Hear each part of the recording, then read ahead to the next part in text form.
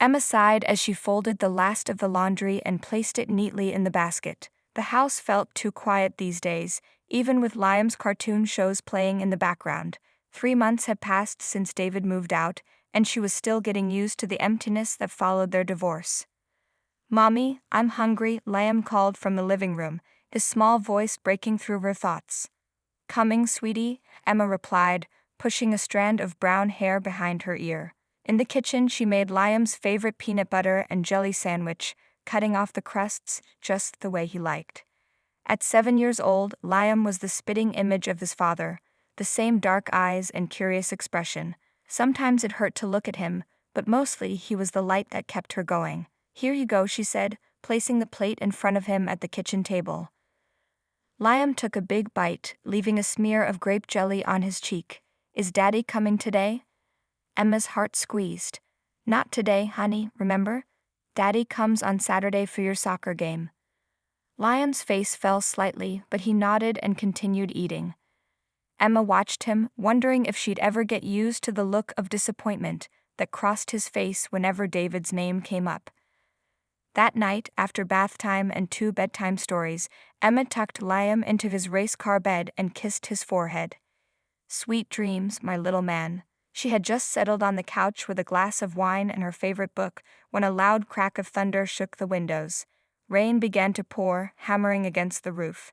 Emma had almost forgotten about the storm forecast for tonight. Not 5 minutes later, she heard small feet padding down the hallway. "Mommy?" Liam stood in the doorway, clutching his stuffed dinosaur, tears glistening in his eyes. "I'm scared."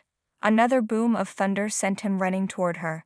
Emma opened her arms and he climbed onto her lap, burying his face against her shoulder. "It's okay, baby. It's just a storm. It'll pass soon," she whispered, stroking his hair. But as the storm grew louder, Liam's trembling only worsened. This wasn't like him.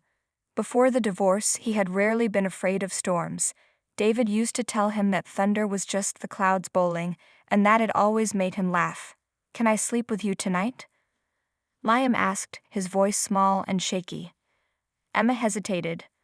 The parenting books she'd read after the separation all advised maintaining routines and boundaries, but the fear in Liam's eyes melted her resolve. "Just for tonight," she agreed.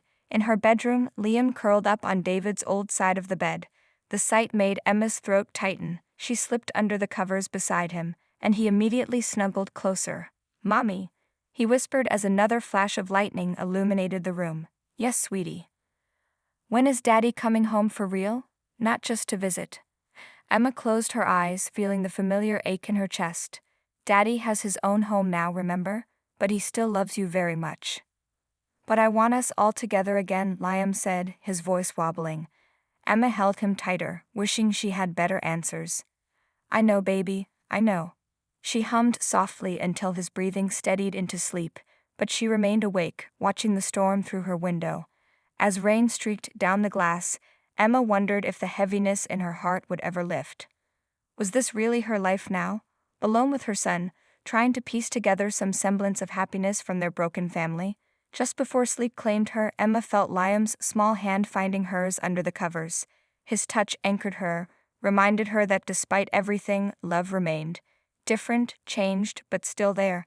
And maybe, just maybe, that would be enough to see them through the storm, both the one outside her window and the one in her heart. That night became the first of many. Despite Emma's gentle attempts to guide Liam back to his own bed, her son found reasons to return to her room. Sometimes it was monsters under the bed. Other times he simply said he felt lonely. Emma knew she should be firmer, but the truth was, she found comfort in his presence too. 3 weeks later, Emma sat in the school gym, watching parents file in for the spring fundraiser. The colorful banners and children's artwork couldn't hide how out of place she felt. This was her first school event since the divorce, and already she'd caught sympathetic glances from other mothers. "Is this seat taken?" a deep voice asked. Emma looked up and felt her heart skip. Standing beside her was Jack Foster, his familiar smile bringing back a flood of memories. They had dated for 2 years in college before life pulled them in different directions. "Jack, what are you doing here?" she asked, unable to hide her surprise. He sat down beside her, his cologne bringing back memories of late-night study sessions and stolen kisses between classes. I moved back to town a few months ago. I'm working at the children's clinic now as a psychologist. Wow, you actually did it. You always said you wanted to work with kids. Jack smiled, the corners of his eyes crinkling. Some dreams are worth chasing. What about you? Last I heard, you were getting married. I was. Then I got divorced, Emma said, trying to keep her voice light. My son Liam is in Mrs. Parker's first-grade class. Jack's expression softened. I'm sorry to hear that. How are you both handling it? Before she could answer, the principal began the presentation. Throughout the slideshow about fundraising goals, Emma was acutely aware of Jack beside her. His shoulder occasionally brushed against hers, sending tingles down her arm like she was 20 years old again. After the presentation, parents gathered around tables of refreshments. Emma lost sight of Jack until she felt a tap on her shoulder. I got you some punch, he said, handing her a cup. Still like the red kind best, right? Emma felt warmth spread through her chest. You remember that? I remember a lot of things about you, Emma Wilson. They found a quiet corner and caught up on the last decade of their lives. Jack had been working overseas for several years before deciding to return to his hometown. He'd never married, though he'd come close once. Liam's been having a hard time with the divorce, Emma confessed after sharing stories about her son. He started sleeping in my room most nights. I know I should probably be stricter about it, but you're both adjusting, Jack said gently. Give yourselves some grace. His understanding brought unexpected tears to Emma's eyes. Sorry, she said, blinking them away. It's just, David would have told me I'm creating bad habits. Jack's hand found hers briefly. You're doing your best in a difficult situation. That's what matters. When the event ended, they walked to the parking lot together. Under the glow of a streetlight, Jack asked for her number. Maybe I could help, he suggested. Professionally, I mean. I work with kids going through family changes all the time. That would be wonderful, Emma said, feeling lighter than she had in months. As she drove home, Emma couldn't stop smiling. The volunteer babysitter reported that Liam had been perfect and was now fast asleep, in his own bed, for once. Later that night, Emma lay awake thinking about Jack. How different would her life have been if they hadn't drifted apart after college? Just as she was drifting off to sleep, she heard the familiar sound of Liam's footsteps.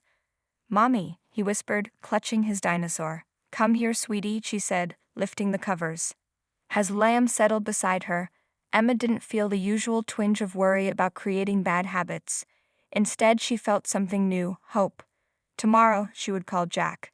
Perhaps he could help Liam, and maybe, just maybe, there was a chance he might help heal her heart too. Emma nervously straightened the living room cushions for the third time. Jack was coming over today to meet Liam. She had told her son that a special doctor was visiting to talk about his feelings, but she hadn't mentioned her history with Jack. The doorbell rang, and Emma's heart jumped. She checked her reflection in the hallway mirror, tucking a strand of hair behind her ear before opening the door. Jack stood there with a warm smile, dressed casually in jeans and a blue button-down shirt that made his eyes look even more striking than she remembered. Hi, she said, suddenly feeling shy. Hi yourself, he replied, holding up a small gift bag. I brought something for Liam. Emma led him into the living room where Liam sat playing with his toy cars on the carpet. The boy looked up with curious eyes. Liam, this is Dr. Foster. He's the friend I told you about. You can call me Jack, he said, kneeling down to Liam's level. I like your collection of cars. Liam studied him silently before asking, Do you know how to fix bad dreams? Jack smiled. Sometimes. Would you like to tell me about yours? For the next hour, Emma watched in amazement as Jack built a natural rapport with her son. They played games, drew pictures of Liam's dreams, and talked about what it was like having two homes now. When Jack suggested they build a worry box, where Liam could put his scary thoughts before bedtime, the boy's eyes lit up. Can we make it now? Liam asked excitedly. I brought supplies, Jack said, pulling craft materials from his bag. While they worked on decorating a shoebox, Emma made coffee. From the kitchen, she could hear Liam's giggles, a sound that had become too rare lately. Her eyes welled with tears of gratitude. Later, after Liam went to play in his room, Jack joined Emma on the back porch. The evening air was cool but pleasant, and the setting sun cast everything in a golden glow. "Thank you," Emma said, sipping her coffee. "I haven't seen him that relaxed in months. He's a great kid, smart too." Jack leaned against the porch railing. "He's going to be okay, Emma. Kids are resilient." "More resilient than their parents, sometimes," she admitted. Jack's hand found hers on the porch swing. "Hey, you're doing just fine." The warmth of his touch sent a flutter through her stomach. For a moment, they sat in comfortable silence, watching birds return to their nests for the evening. "Remember that time we got caught in the rain at Willow Lake?" Jack asked suddenly. Emma laughed. "And we hid under that tiny gazebo for hours." "Best thunderstorm of my life," he said, his eyes holding hers. The memory hung between them, how they had danced in the rain when it finally lightened, soaking wet and laughing like children. "We were so young," Emma whispered. "And now?" "Now I'm a divorced mom with too many responsibilities and not enough sleep," she said, trying to sound lighthearted. Jack's expression grew serious. "And I'm a man who never quite got over his college sweetheart." Emma's breath caught. Before she could respond, Liam called from inside, asking for help with his pajamas. "I should go," she said, reluctantly pulling her hand from Jack's. "I'll see you Thursday for our next session," he promised. At the door, Jack hesitated. "Emma, I meant what I said. About not getting over you." "Jack, you don't have to say anything now. I know timing is complicated. I just wanted you to know." After he left, Emma went through Liam's bedtime routine in a daze, her thoughts filled with Jack's words. When Liam asked if he could put his first worry in the box, she watched him scribble something on a piece of paper and solemnly place it inside. "What did you write, sweetie?" she asked. "It's a secret," Liam said. "But Dr. Jack says if I put my worries in here, they won't follow me to bed." That night, for the first time in weeks, Liam fell asleep in his own room. Emma stood in his doorway, watching his peaceful face, and allowed herself to imagine a future where both their hearts could heal, and perhaps even love again. Over the next few weeks, Jack's visits became something both Emma and Liam looked forward to. Liam was sleeping in his own bed more often now, his worry box filling with small papers containing his fears. Meanwhile, Emma found herself checking her appearance in the mirror more frequently and looking at her phone whenever it buzzed. One Thursday afternoon, Emma was picking up Liam from school when she spotted a familiar car in the parking lot. David was leaning against his sleek black sedan, wearing the expensive watch she had given him for their last anniversary. "Daddy," Liam shouted, running toward him. David scooped him up with a big smile. "Hey, buddy. Surprise visit? I thought maybe we could get ice cream." Emma approached more cautiously. "I thought you had meetings all day." "Cancel," David said simply. "Is it a problem if I take him for a couple hours?" "No, of course not," Emma said, even though Jack was scheduled to come over soon. "Have fun." As she watched them drive away, Emma called Jack to explain the situation. "No problem," Jack said. "Actually, why don't we use this time for ourselves? There's this great hiking trail at Oakwood Park. We could catch the sunset." Emma hesitated only briefly before agreeing. An hour later, they were walking along a wooded path, the late afternoon sun filtering through the trees. For the first time in ages, Emma wasn't thinking about laundry bills or Liam's school projects. "This is exactly what I needed," she admitted, feeling the tension leave her shoulders. When they reached a clearing with a view of the valley, Jack spread out a small blanket he brought in his backpack. They sat together, shoulders touching as the sun dipped lower in the sky. "I used to come here to think when I first moved back," Jack said. "I'd wonder what my life would have been like if I'd made different choices." Emma turned to look at him. "Like what?" "Like if I'd asked you to come with me to Boston, instead of thinking a long-distance relationship wouldn't work." His eyes met hers. "I've thought about you over the years, Emma, more than I should admit." Emma's heart raced. "I thought about you too," she whispered, "especially when things got hard with David." Jack's fingers gently brushed a strand of hair from her face. "Can I kiss you?" "I've wanted to since the moment I saw you at that fundraiser."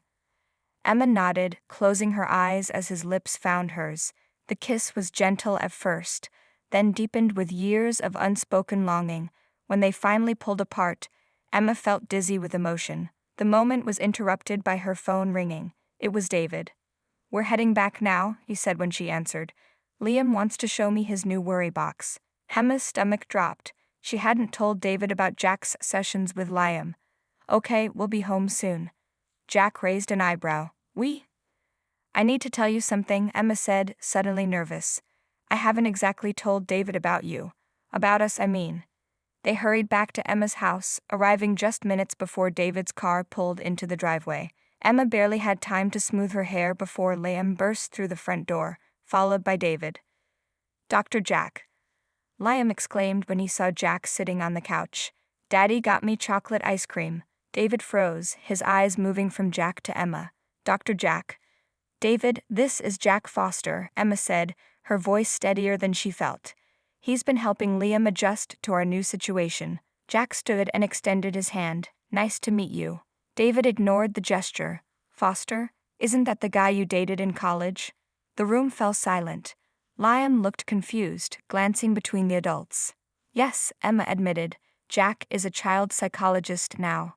And the fact that he's your ex-boyfriend didn't seem worth mentioning. David's voice was cold. I'm just here professionally, Jack said calmly. David turned to Emma. We need to talk. Privately.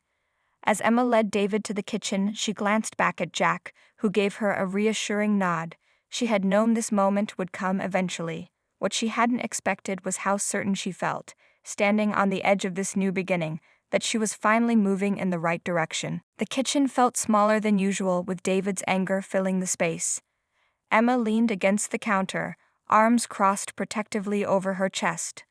So this is why Liam keeps talking about his doctor friend, David said, his voice low but sharp. You're dating your college boyfriend and you didn't think to tell me? I'm not dating him, Emma replied, though the memory of their sunset kiss still tingled on her lips. He's helping Liam, and he's good at it. You've seen the improvement yourself. David ran a hand through his perfectly styled hair. You should have told me. I have a right to know who's spending time with my son. The same way you told me about taking your assistant to dinner? Emma couldn't help the bitter words. The one you swore was just a colleague. David had the grace to look away. That's different. No, it's not. But this isn't about us anymore. This is about what's best for Liam. Their argument was interrupted by the sound of Liam's laughter drifting in from the living room. They both fell silent, listening to their son happily chatting with Jack about his worry box. David's shoulders slumped slightly. He sounds happy. He is. Jack is helping him, Emma said more gently. Please don't make this harder than it needs to be. After a long moment, David nodded. Fine. But I want to meet this guy properly, understand what he's doing with Liam. When they returned to the living room, Jack was showing Liam how to fold an origami bird. The boy's face was scrunched in concentration as his small fingers tried to mimic Jack's movements. Sorry about that, Emma said, her eyes meeting Jack's with silent gratitude when she saw his calm demeanor. David stepped forward, extending his hand. Let's start over. I'm David Wilson, Liam's father. Jack shook his hand firmly. Jack Foster. It's good to meet you properly. Daddy, look what I made. Liam held up a crumpled paper bird. That's great, buddy, David said, kneeling beside his son. Dr. Jack's teaching you lots of things, huh? He's the best. Liam said enthusiastically, and he makes mommy smile again. An awkward silence fell over the adults. Emma felt her cheeks warm as David's eyes darted between her and Jack. Hey Liam, Jack said smoothly. Why don't you show your dad your worry box while I help your mom get some drinks? In the kitchen, Emma let out a shaky breath. I'm so sorry about this. Jack gently took her hands in his. Don't be. It was bound to happen eventually. I should have told him about you sooner, she admitted. And I should have been clearer about my intentions, Jack said softly. Emma, I didn't come back here just to help Liam. I came back hoping to find you again. Emma's heart beat faster. Jack. I know the timing is complicated. You're still healing and Liam needs stability. But I want you to know that I'm not going anywhere this time. I'll wait as long as it takes. A crash from the living room interrupted their moment. They rushed back to find David trying to clean up a broken lamp, while Liam stood frozen, tears welling in his eyes. I'm sorry, Liam cried. I was showing Daddy how high my paper bird could fly. Emma knelt beside her son. It's okay, sweetie. Accidents happen. As Jack helped David clean up the broken pieces, Liam's tears continued to fall. Is Daddy mad at me now? Is he going to leave again because I broke something? The innocent question broke Emma's heart. She pulled Liam into a tight hug, meeting David's eyes over their son's head. She saw her own pain reflected there, the realization of how deeply their separation had affected their child. No, buddy, David said, joining their hug. I'm not mad, and I'm not going anywhere. Jack stood back, watching the family moment with a blend of compassion and uncertainty. When Emma looked up at him, she saw understanding in his eyes and something more. A promise that whatever happened next, he would be there, waiting patiently for when she and Liam were ready. Later that night, when both David and Jack had gone, Liam crawled into Emma's bed without a word. Instead of redirecting him to his room, she simply held him close, knowing that healing took time for all of them. 2 weeks passed before Emma saw Jack again. After the tense evening with David, they had agreed to take a step back, focusing only on Liam's therapy sessions. David had even joined one of these sessions, which had gone surprisingly well. Meanwhile, Liam was sleeping through the night in his own room more often, though he still crawled into Emma's bed during thunderstorms or after a particularly bad dream. On a sunny Saturday morning, Emma was folding laundry when her phone buzzed with a text from Jack. Liam mentioned he loves the zoo. Maybe we could all go today? Professional distance, I promise. Emma smiled at the message. She missed Jack, his laugh, the way he listened so intently when she spoke, how his eyes crinkled at the corners when he smiled. Liam, she called out, how would you feel about going to the zoo today? Dr. Jack suggested it. Her son came running, eyes wide with excitement. Really? Can we see the tigers? And the monkeys? And the... Yes, Emma laughed. All the animals. Go get your shoes. The zoo was crowded with weekend visitors, but the moment they spotted Jack waiting by the entrance, everything else seemed to fade away. He was wearing casual clothes, jeans and a green t-shirt that made his eyes pop, and holding 3 tickets in his hand. Dr. Jack. Liam ran ahead, giving him a high five. Hey buddy, Jack replied, then met Emma's eyes with a warm smile. Hi. Hi, she said softly, feeling like a teenager again. The day was perfect. They visited every exhibit, Liam racing ahead to each new animal, while Emma and Jack followed at a more leisurely pace. Jack knew fascinating facts about many of the animals, which impressed both Liam and Emma. How do you know so much about giraffes? Emma asked as they watched the tall creatures bend their necks to eat. Jack shrugged. I spent a year in Africa after med school. Volunteer work at a children's clinic. It was life-changing.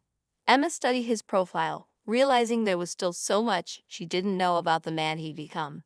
Yet being with him felt as natural as breathing. By mid-afternoon, Liam's energy was finally waning.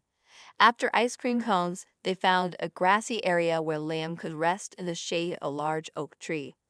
I'm going to close my eyes just for a minute, Liam announced, sprawling on the grass. Within seconds, he was asleep. Emma and Jack sat nearby, watching the rise and fall of Liam's chest. Thank you for today, Emma said. It's been wonderful. For me too, Jack replied. Seeing you with him, you're an amazing mother, Emma. She looked down, embarrassed by the compliment. I'm trying my best. Jack's hand found hers in the grass, their fingers intertwining. I've been thinking a lot these past 2 weeks. Oh, about us, about timing. He took a deep breath, about how sometimes the universe brings people back into your life exactly when you need them. Emma's heart quickened. Jack, let me finish, he said gently. I know you're still healing from your divorce. I know Liam needs stability. I know it's complicated with David. But I also know that I've never stopped loving you. Not really. Emma stared at him, tears gathering in her eyes. What are you saying? I'm saying I want to be part of your lives, yours and Liam's, not just as his therapist, not just as your friend. His eyes held hers. But I'll wait until you're ready. No pressure, no rush. A tear slipped down Emma's cheek. What if I don't know when I'll be ready? Jack wiped the tear away with his thumb. Then I'll be here waiting, for as long as it takes. They sat in silence, hands linked, as the afternoon sun filtered through the leaves above them. Liam stirred in his sleep, mumbling something about tigers before settling again. He trusts you, Emma said finally. And so do I. That's not something I take lightly anymore. I know, Jack said. And I promise you, Emma Wilson, I will never give either of you a reason to regret that trust. As they watched Liam sleep peacefully between them, Emma allowed herself to imagine a future where happiness wasn't just a distant memory but a daily possibility, one that included the man beside her, whose hand felt so right in hers. 6 months later, Emma stood in her kitchen, putting final touches on Liam's birthday cake. The house was decorated with blue balloons and streamers, his favorite color. Outside, she could hear laughter as Jack helped Liam set up the backyard games for his party. So much had changed since that day at the zoo. After careful consideration and many talks with Liam, Emma had finally allowed herself to pursue a relationship with Jack. They had taken things slowly, always making sure Liam felt secure and included. To Emma's surprise, David had gradually accepted the situation, especially after seeing how happy his son was. "Need any help?" Jack asked, coming in from the backyard. His hair was slightly messy from playing with Liam, and Emma felt the familiar flutter in her stomach that his presence still caused. "Just finishing up," she said, adding the last blue star to the cake's frosting. Jack slipped his arms around her waist from behind, resting his chin on her shoulder. "It looks perfect, just like you." Emma smiled, leaning back against his chest. "Charmer. Is it working?" he asked, kissing her cheek. "Always does," she admitted, turning in his arms to face him. Their moment was interrupted by the sound of the doorbell, followed immediately by Liam's excited shout. "They're here. Daddy's here." The birthday party went beautifully. Children ran through the backyard, playing games and eating too much sugar. Emma watched with pride as Liam blew out his candles, making a wish with his eyes squeezed shut in concentration. Later, after the other children had gone home, David stayed to help clean up. Emma observed with amazement how the three adults had somehow formed their own kind of friendship, not without occasional tension, but with Liam's happiness at the center. "Great party," David said as he gathered empty paper plates. He had a blast. "Thanks for the new bike," Emma said. "He's been wanting one for months." David smiled, and thanked Jack for the helmet and safety gear. "Always the responsible one." Jack laughed. "Occupational hazard of being a child psychologist, safety first." As David said his goodbyes, he paused to speak privately with Emma on the porch. "You know, I was wrong about Jack," he admitted. "He's good for both of you." Emma felt tears prick her eyes. "Thank you for saying that. It means a lot." After David left, Emma found Jack helping Liam organize his new presents in his bedroom. She leaned against the doorframe, watching them together. Liam was teaching Jack about his new action figures with the serious intensity only an 8-year-old could muster. "And this one shoots lasers from his eyes," Liam explained, demonstrating with sound effects. "Very impressive," Jack said, examining the toy with matching seriousness. "Time for bed, birthday boy," Emma announced. "It's already past your bedtime." Liam groaned but complied, climbing under his superhero sheets. "Can I sleep in your room tonight?" he asked sleepily. "As a special birthday treat." Emma and Jack exchanged glances. "Not tonight, sweetie," she said gently. "But how about Jack reads you an extra story instead?" This compromise satisfied Liam. As Jack began reading, Emma sat on the edge of the bed, stroking Liam's hair. By the end of the first story, his eyes were already drooping. Later, in the quiet of the living room, Jack pulled a small box from his pocket. "I have something for you." Emma's heart raced as she opened it. Inside was a delicate silver key on a chain. "It's the key to my house," Jack explained. "I know we've talked about moving in together someday, but I want to do this right. So for now, this is just a symbol that wherever I am is always open to you and Liam. Whenever you're ready." Emma's eyes filled with tears as she leaned forward to kiss him. "I love you," she whispered against his lips. That night, for the first time in over a year, Emma's bed was filled differently, not with a child seeking comfort from nightmares, but with the warm presence of a man who had helped heal both their hearts. And down the hall, Liam slept peacefully in his own room, secure in the knowledge that love hadn't left their home after all. It had simply changed shape, grown larger, and welcomed them all into its embrace.